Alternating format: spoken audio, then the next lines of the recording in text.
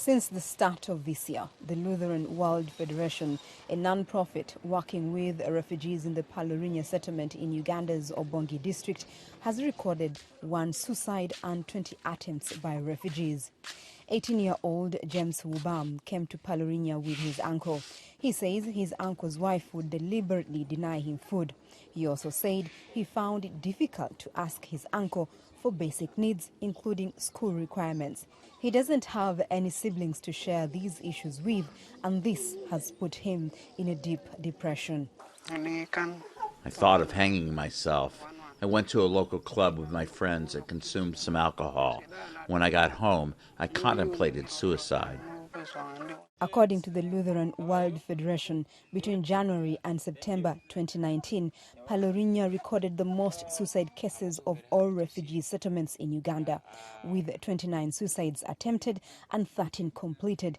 In 2022, the Federation says 1 suicide and 45 attempted suicides were reported in the settlement. Isaac Oturi, a clinical psychologist with the Lutheran World Federation, says most of the 20 suicide attempts so far this year involved young people triggered by unmet needs. In a settlement here, their hands are tied. You survive only on the given items. Now you can't make it for yourself.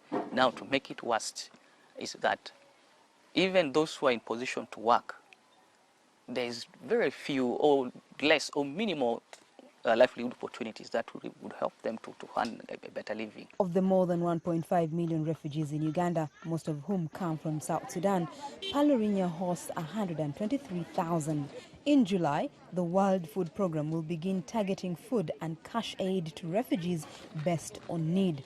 Fearing they will be left to fend for themselves, some refugees have considered suicide. Michael Gale said that when he found out that his name was listed under those whose families would not get food, his wife left him.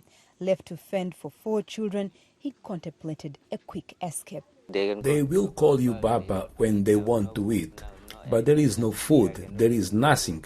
I cannot go find labor work from people. I sit in one place. It is too much, and it is better for me to hang myself.